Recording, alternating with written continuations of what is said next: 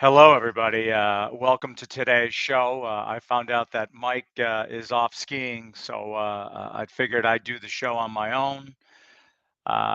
We will run through the normal slide deck today, and this will be more of a condensed version. And I guess this is more of a presentation than a conversation without Mike here. But if you do have any questions or commentary, then please feel free to chime in. I will share my screen and we'll get off and running here. Let's see here.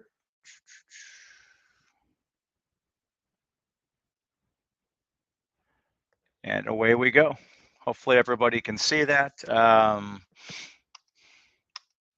I just a shameless plug here. I wanted to point out and make sure everybody was aware. Alex Mead from StoneX and I are officially going to host Risk Management Academy in Nashville later this April. The dates are definitive now. It's April 27th through the 28th. This is going to be more of an intermediate to advanced type seminar versus a Futures 101. This is kind of, I guess you could think of it as more of a Futures 300 type class.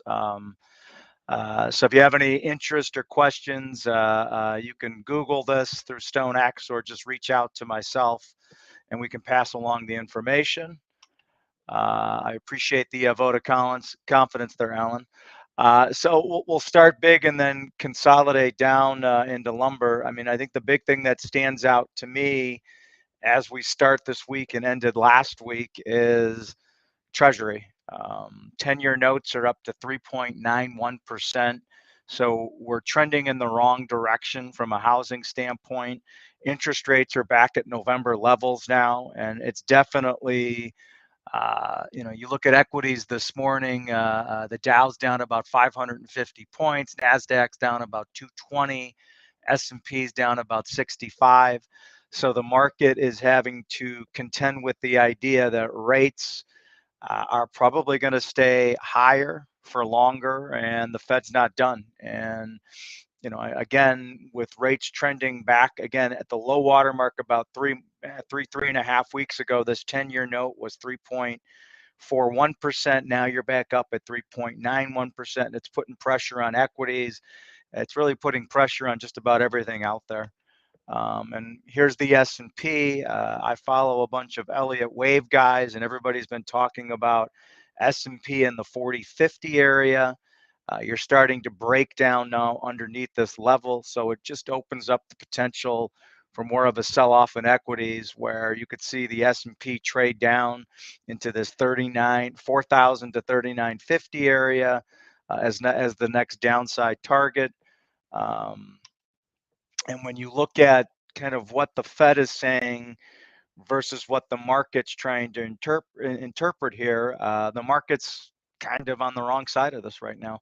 The Fed has said all along we're going to float up to a Fed funds terminal rate of about 5.25, somewhere in this 5.12 area, 5.25 area.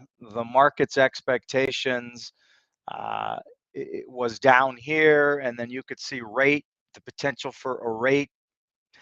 Amazingly, the potential that the Fed is actually going to cut rates into the end of the year, and you can see how this has shifted now as you've progressed week after week after week, where the market's coming to terms with the idea that rates, you're not going to get a rate. Again, this is based upon the Fed's verbiage. You're not going to get a rate decrease going into the end of the year, and the market's having a very difficult time reconciling this from an equity standpoint. And you even had Jeremy Siegel, who's an uber bull, come out this morning and say he can't rule out a 0.5 basis point increase with the next FOMC meeting. So it's definitely something to watch, and it's definitely putting pressure on markets. And for what we want to see from a housing standpoint, rates are trending in the wrong direction, pure and simple. The other big news that was out this morning, Home Depot and Walmart both had their Q4 earnings.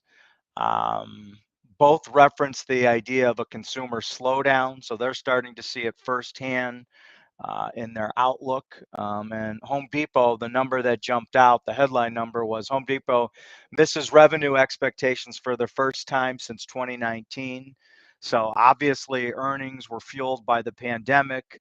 everybody shifting to home from work, and you've come full circle now where you're back to revenue type guidance pre-pandemic. And they did, interestingly enough, reference lumber and being unpredictable and difficult to gauge what the future looks like there. We all know that. And so when we go back, the other big, we talked about interest rates. The other big thing influencing markets is the U.S. dollar, and we're starting to see some more appreciation in the U.S. dollar. And typically outside of copper here, that puts pressure on other physical commodities. And when you look at kind of year-to-date returns, winners and losers, interestingly enough, I guess the flight to quality has been in Bitcoin. More power to those that saw that coming. You still see NASDAQ, Russell, the S&P up here. You're just giving back some of these yearly gains so far. And then the other big one here, copper. So some of the other physical commodities are up here. And then when you look at losers, and lumber's basically in the middle of this pack here. Lumber is basically unchanged, or I think down maybe 0.5% for the year. So whatever big gains we had to the upside, we've basically given them all back in lumber, and we're pretty much unchanged or within 1% in either direction. But you could see some of the big losers here, obviously natural gas. And this natural gas down here, I think, is being more influenced by a much milder than expected winter in the Midwest and the Northeast. I know Cleveland, where I'm from, if we don't have any more snow for the month of February, we will have the least snowiest February on record. And those records go back to the late 1880s, 1890s. So it's been a pretty mild winter. Crude oil's on this list. And so the reason I'm going to reference crude, I'll come back to this slide here, but when I look at crude, I saw this on, I think this was yesterday or Sunday.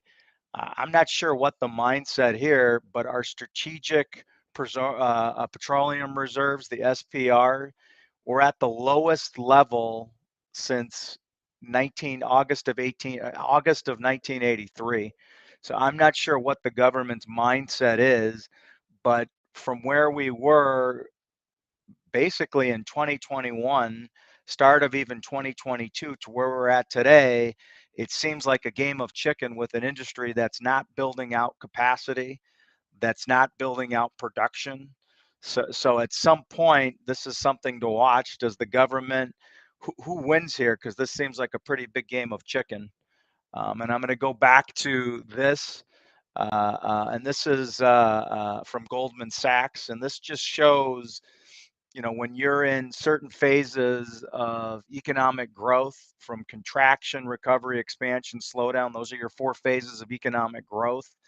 It gives a good kind of synopsis of how the different major asset classes perform. And you can see, the expansion recovery phase, equities. So when you bottom, equities lead the charge to the upside. As you're expanding, commodities come into play. And as you slow down, commodities, bonds outperform equities. And, what part of are we, I think it's pretty safe to assume we're in this slowdown phase. We're probably somewhere in this range. So it's going to be interesting to watch where, again, the reason I bring up crude oil and commodities as a whole, I'm not going to get overly bearish on commodities. Even if we're going to go into a shallow recession, I think that commodities are still likely to outperform a lot of asset classes, especially as China comes back online. So I'm not going to get overly bullish on commodities here. Something to definitely watch. Again, we talked about treasuries, 10-year notes back above 3.91%. Again, you're back to November type price levels now. And you're seeing this with 30-year mortgage rates where your 30-year is trending back up and it's above 6.5% now.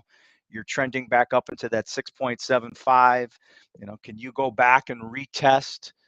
Here's your December, November highs. At one point we were above 7%. So we're definitely trending back in that direction, which is unfortunately a headwind for housing as far as triggering new demand. Something to watch later this Friday, PCI, or I'm sorry, PCE, which is basically consumer inflation. This is the Fed's favorite metric for watching inflation. And when you look at PCE, you seem to still be trending in the wrong direction. So this is, I think, has a lot more influence on Fed policy from an inflationary standpoint versus CPI and PPI. So again, this is out along, I think, with consumer spending on Friday. So something to watch later this week. Um, Positive for housing is that builders' confidence, builder sentiment seems to have bottomed. This was out last week, and it looks like we're trying to put in a nice double bottom here. So that's something encouraging to watch. Obviously, we had housing starts last Thursday. Both permits, I was disappointed in the actual permit numbers. You did see a tick up in single family. However, that single family was more than offset by a decrease in the multifamily component. The other thing that you're starting to see is that big backlog of housing we were trying to catch up on last year, housing completions. That's starting to trend back down. So again, if I want to just look at averages here, permit starts and housing completions, you're going to settle out somewhere in this 1.3 to 1.3 million area. Now, those historically aren't bad numbers. It's just not the growth potential that we've had the last 2 years.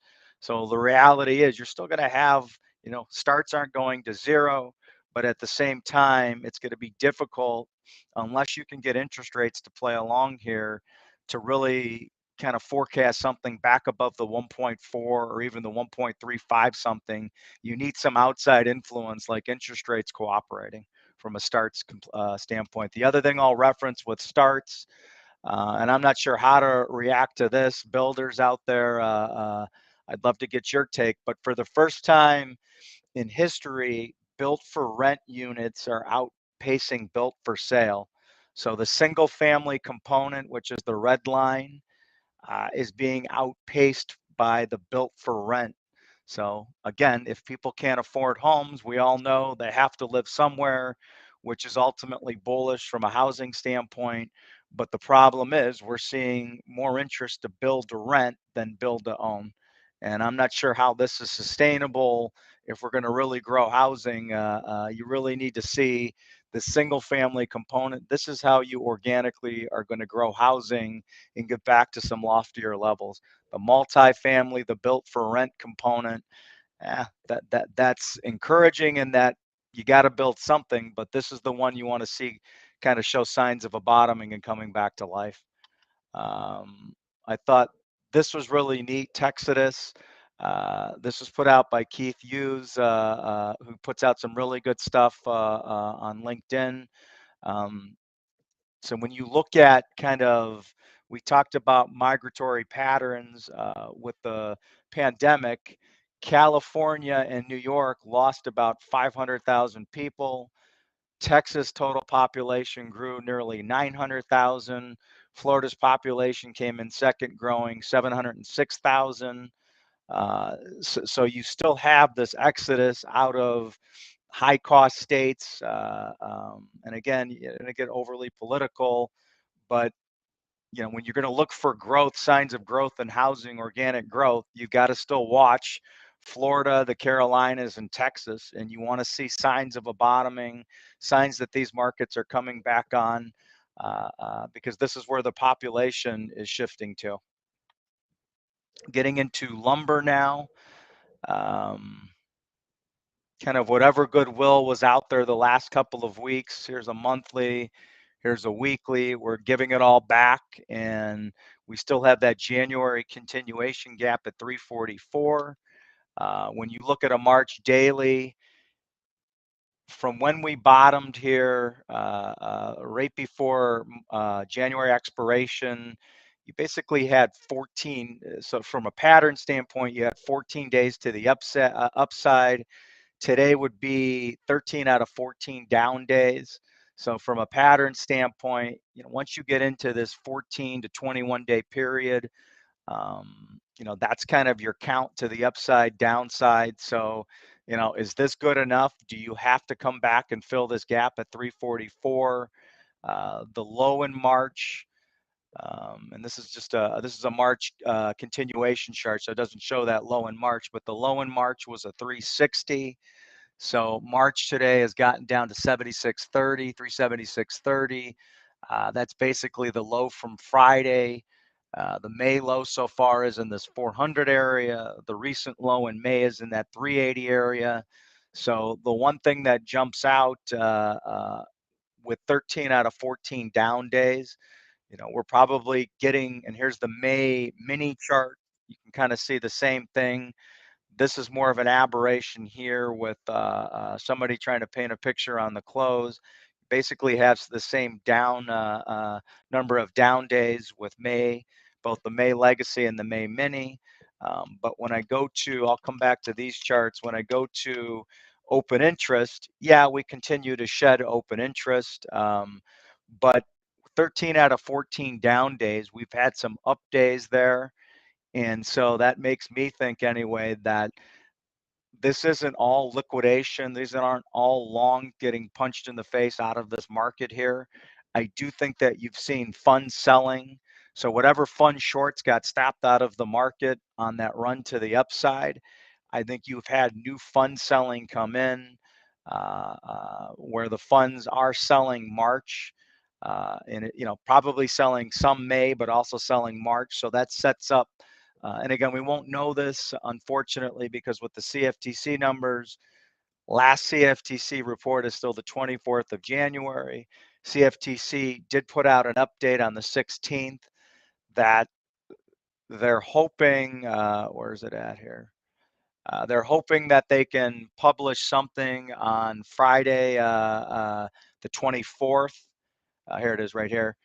And the problem with this is they have to go back to the beginning. So the last report is the 24th. So what they'll do is release the next report, which would be January 3rd or January 4th, January 3rd. And then they have to go back and hopefully, give 2 weekly releases. I'm not sure how they're going to do it. They haven't stated that. But to get back to real-time data, you're probably talking at least a good 2 to 3 weeks to have any consensus of where real-time CFTC numbers are. So going back to this open interest structure, I think that the funds have been selling this, but I'm not going to be able to know that with any degree of certainty until the CFTC can catch up on their reports. And that's still a ways off, unfortunately. So going back to, here's the May chart where we left off. Here's the spread. Spread has gone from basically, this was the point where the fun, this is basically your highs when we had gotten up to that 530 area in March. Okay, the funds got stopped out, so it's been this descending price pattern where we got as low as the negative 29.90 area late last week. On Friday, you did have a nice reversal where somebody was rolling in the other direction. So that spread went from negative 29 back into negative 21. So far today, you're back into the negative 20 area. If there are fund shorts in this market in March that have to roll into May, then my expectation would be into next week, the beginning of the following week into month end, this spread could potentially get pushed back in. And then at that point, all bets are off. I've got people that think the spread could go dramatically wider, that it could narrow dramatically in. I think it's difficult to gauge what this spread will actually do until you get a real updated version of the CFTC numbers. So I think the mindset here is going to be lighten the load as you get closer into the end of the month and into the spot month, March 1st. From a historical perspective, so again, this includes 2021, 2022. These are your seasonal price averages. So you can see if you're a believer in the last couple of years, the market has an uptrend here into the middle of March, basically into March expiration, and the real highs aren't put in until May. And you can kind of see the green line is this year. If you're a believer that the last 2 years were aberrations and you take out 2021 and 2022, then the market's topped. I mean, the old adage of don't fall in love with your longs going into Valentine's Day should play out. We typically seasonally, historically, when you look at averages beyond the last 5 years, the market tells us that we top out into the third week of February. And then you have this downtrend really all the way into June, almost going into the 4th of July. So, historically speaking, when we take out the previous 2 years, you're kind of right in the middle of seasonally, historically, where we belong. You've had complete reversion to the mean where, this $400, $380 area. Well, again, if you throw out the last 2 years, this is where we belong. So, what side of the fence do you lie on? And this kind of goes back to why did we rally? The last couple, 2.5, 3 weeks ago, why did the market rally? The market rallied off the idea that there were curtailments out there, and what was proven was that the demand wasn't there to support those higher numbers. So if you want higher numbers, hint, hint, sawmills, keep the curtailments coming. I know Conifex announced something on Friday. They're going to take 7 million board feet off over the next 2 weeks. There's rumblings with an eastern sawmill that they have curtailments coming, although nothing will officially be publicly announced. They're just reporting it to their customers, so I'm not going to say what sawmill it is. But the reality is we probably still need to take 1 billion to 1 billion in board feet out of this market to get closer to equilibrium. So you either have to see an uptick in demand, which is going to be more difficult given the wrong direction interest rates are trending. So the reality is you need more curtailments to kind of stabilize this market and push prices higher. And then when you look at, again, throw out the last 2 years, here's average March pricing dating back to 2000, $381. Yeah, you're probably still toward the higher end of March expiration levels. Same thing in May, $401. You're still toward probably the upper end of where March historically belongs. And if you're a believer, throw out the last 3 to 5 years. May is not a winning contract. May is a losing contract historically. So the idea that we could have seen the highs for the year, I'm not willing to say that. But historically speaking, if we have this reversion back to historical mean type pricing from a pattern standpoint, then highs are typically seen in Q1. I don't know if I necessarily believe that, but where is this market? Do the last 2 years mean anything? And this is the difficulty. And Home Depot is absolutely correct in that this is a very difficult market to forecast and project. In that there's a lot of different things pulling from all directions on lumber right now. But again, what could impact this market the most? It's supply, it's additional curtailments, permanent curtailments, temporary curtailments. Take more supply off of this market if you want a higher price band, because I don't think demand is there. I think from a demand standpoint, Q1 is in the books.